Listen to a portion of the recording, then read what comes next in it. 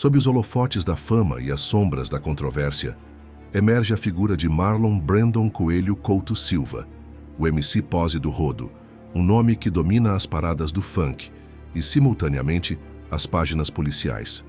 Como é possível que um artista, publicamente associado a investigações por supostas ligações com o Comando Vermelho, cujas letras frequentemente fazem apologia ao crime e ao tráfico, e cuja ostentação desafia qualquer noção de discrição, consiga navegar pelo sistema judicial com uma aparente facilidade que beira o inacreditável, com prisões que se convertem em solturas quase instantâneas, alimentando um mistério que corrói a confiança pública.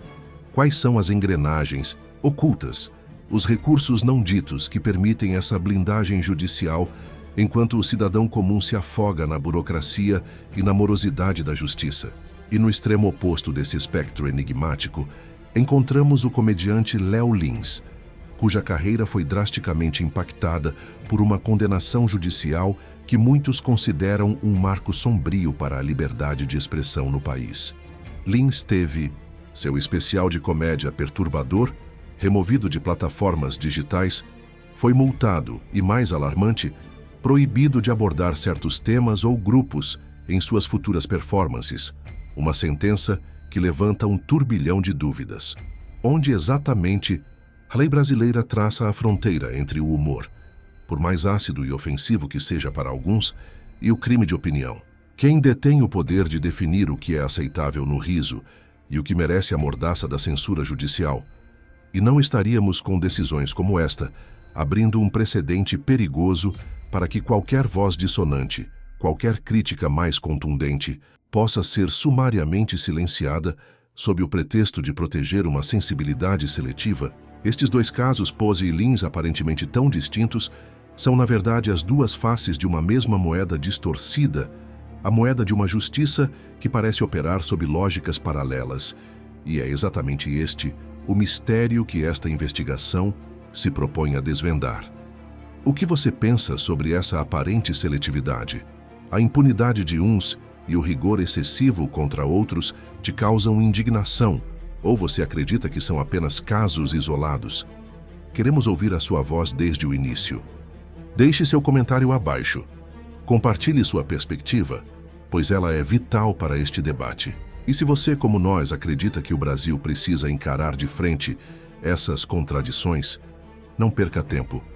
Deixe agora mesmo o seu like neste vídeo, inscreva-se no canal e ative o sino de notificações para não perder nenhuma de nossas futuras investigações, porque é com o seu apoio que podemos continuar a trazer à luz o que muitos preferem manter nas sombras. A sensação de injustiça que emana desses casos não é uma miragem. Ela se alimenta de uma realidade onde, conforme investigações jornalísticas e relatórios de organizações de direitos humanos apontam, o sistema penal brasileiro parece, de fato, operar com pesos e medidas flagrantemente diferentes. Considere, por exemplo, a rapidez com que Pose, apesar de seu vasto histórico e da gravidade das acusações que frequentemente o cercam, como a investigação de 2021 pela Polícia Civil do Rio de Janeiro por supostamente integrar a cúpula de uma facção criminosa após um show em que teria recebido 20 mil reais de um chefe do tráfico, ou suas múltiplas passagens por suspeita de envolvimento em atividades ilícitas, consegue reverter suas detenções, muitas vezes por meio de decisões liminares em habeas corpus que, embora legais, soam para a população como um privilégio inacessível. Análises jurídicas comparativas, ainda que não oficiais, frequentemente indicam que indivíduos sem o mesmo poderio financeiro para contratar bancas de advocacia de elite ou sem a mesma visibilidade midiática, que pode, paradoxalmente, gerar uma certa cautela nas autoridades, enfrentam um caminho muito mais árduo e demorado para obter resultados semelhantes, mesmo em acusações de menor potencial ofensivo, o que apenas adensa o mistério sobre os verdadeiros critérios que regem a liberdade e a prisão no Brasil. Por outro lado, a condenação de Léo Lins, desencadeada por piadas sobre minorias e temas como escravidão e deficiências físicas, contidas em seu show de 2022, acendeu um debate nacional não apenas sobre os limites do humor, mas sobre a própria saúde da liberdade de expressão em um país que, ironicamente, tem essa liberdade garantida em sua Constituição Federal. A decisão do Tribunal de Justiça de São Paulo, que validou a remoção do conteúdo e as restrições impostas ao comediante, foi celebrada por alguns como uma vitória contra o discurso de ódio, mas vista por muitos outros, incluindo juristas e defensores da liberdade de imprensa, como um ato de censura judicial que pode encorajar uma onda de intimidação contra qualquer forma de expressão que seja considerada inconveniente ou ofensiva por grupos de pressão ou pelo próprio Estado. E este temor não é infundado, pois o caso Lins, longe de ser um evento isolado, se junta a uma lista crescente de incidentes que sugerem um cerco à liberdade de opinar no Brasil. Lembremos rapidamente de outros casos que geraram apreensão. Jornalistas investigativos, como os que foram alvo de processos e campanhas de difamação após a publicação da série de reportagens conhecida como Vaza Jato, que expôs controversas de autoridades envolvidas na Operação Lava Jato. Ou o caso do influenciador Monark, que após declarações polêmicas em seu podcast, teve canais desmonetizados, contratos cancelados e se tornou alvo de investigações que questionaram a extensão de sua liberdade de expressão, mesmo para ideias consideradas abjetas pela maioria. Relatos de perseguição e pressão não se limitam a figuras públicas. Acadêmicos que publicam pesquisas críticas, artistas que desafiam convenções e até cidadãos comuns que emitem opiniões contundentes em redes sociais podem se ver enredados em batalhas legais desgastantes ou serem vítimas de cancelamentos que extrapolam o debate de ideias e partem para a destruição de reputações, um fenômeno que o sociólogo Zygmunt Bauman poderia analisar sob a ótica de suas modernas caças às bruxas.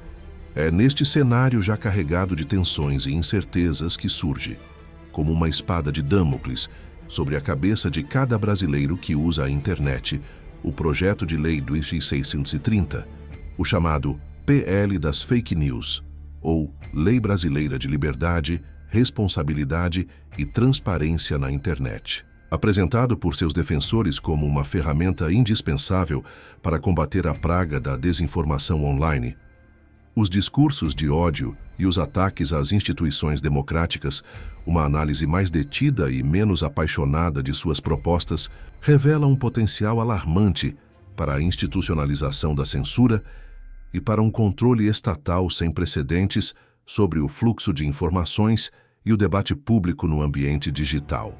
O mistério que permeia o PL 2630 reside em desvendar quem seriam os verdadeiros beneficiários de uma legislação que, em suas diversas versões, propôs a criação de uma entidade reguladora com poderes para fiscalizar e punir plataformas, a imposição de deveres de cuidado e moderação ativa, que poderiam levar as empresas a uma autocensura massiva para evitar sanções e a utilização de definições excessivamente vagas para termos como desinformação ou conteúdo prejudicial, abrindo margem para interpretações subjetivas e politicamente enviesadas. Críticos como a organização internacional Human Rights Watch e a brasileira Coding Rights alertaram que, embora o combate à desinformação seja um objetivo legítimo, a abordagem do PL 2630 poderia facilmente ser instrumentalizada para silenciar vozes dissidentes, restringir a liberdade de imprensa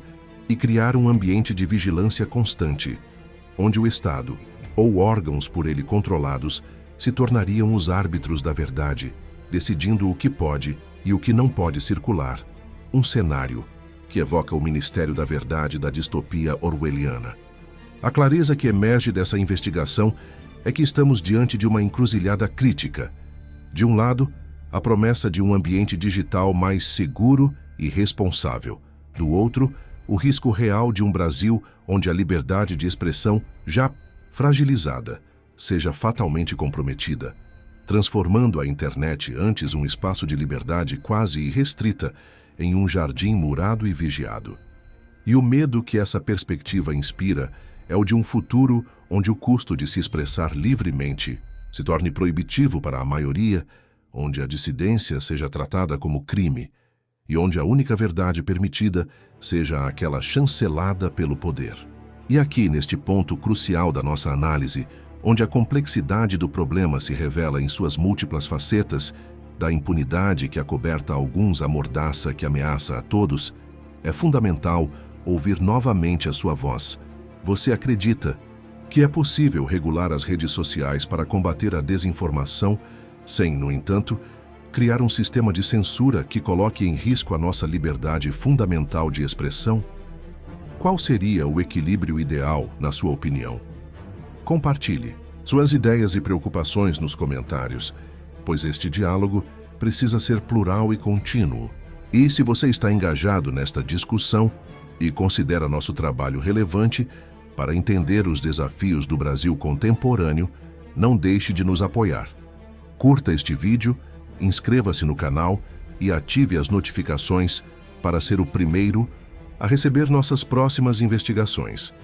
Seu apoio é o combustível que nos move.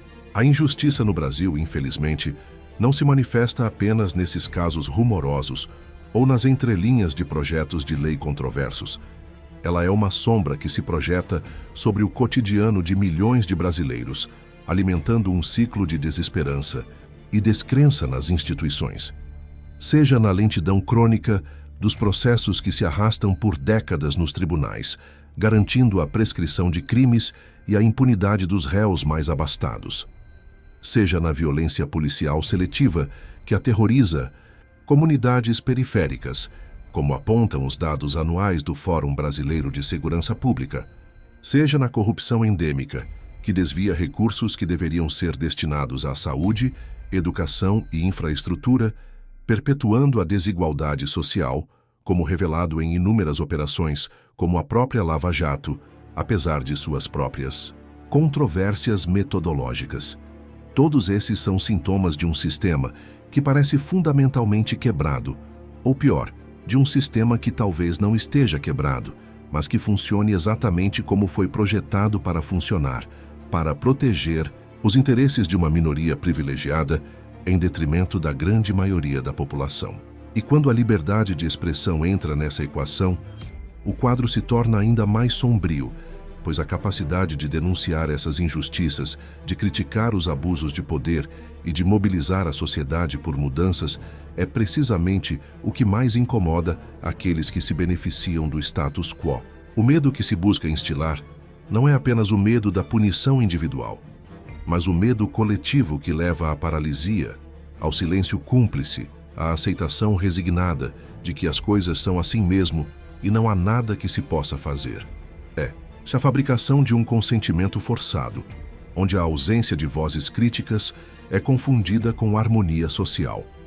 As consequências dessa asfixia democrática são devastadoras. Uma imprensa menos livre resulta em menos transparência e mais corrupção. Uma sociedade com medo de debater resulta em piores decisões políticas. Cidadãos que se autocensuram perdem sua capacidade de transformação social. Estamos, portanto, diante de uma escolha crucial. Ou nos rendemos a essa atmosfera de intimidação e normalizamos a injustiça e o cerceamento da palavra, ou resistimos ativamente, utilizando todas as ferramentas democráticas disponíveis para defender nossos direitos e para construir um Brasil onde a justiça não seja uma miragem e a liberdade de expressão seja o ar que respiramos. Essa resistência começa pela informação de qualidade, pelo apoio a veículos de mídia independentes, que não temem investigar o poder, pela participação consciente nos debates públicos, pela cobrança incessante aos nossos representantes eleitos e pela solidariedade ativa a todos aqueles que são perseguidos por ousarem pensar e falar livremente. A história nos ensina que nenhuma liberdade é permanente se não for constantemente defendida e reconquistada. E a luta por um Brasil mais justo e verdadeiramente livre exige não apenas coragem, mas também clareza sobre os perigos que enfrentamos e as estratégias daqueles que lucram com o silêncio e a opacidade. Ao final desta longa e complexa investigação, que nos levou das ruas onde o crime ostenta sua aparente impunidade aos corredores virtuais, onde a palavra é cada vez mais vigiada e ameaçada, esperamos ter contribuído para lançar alguma luz sobre as sombras que pairam sobre o nosso país, despertando não um medo que paralisa, mas uma indignação que move, uma clareza que orienta e uma esperança que resiste. As perguntas que abrimos no início desta jornada permanecem, talvez ainda mais urgentes.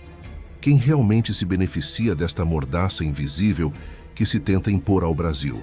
E o que cada um de nós pode e deve fazer para garantir que o futuro não seja escrito pela tinta da censura, mas pela pluralidade irrestrita das vozes livres?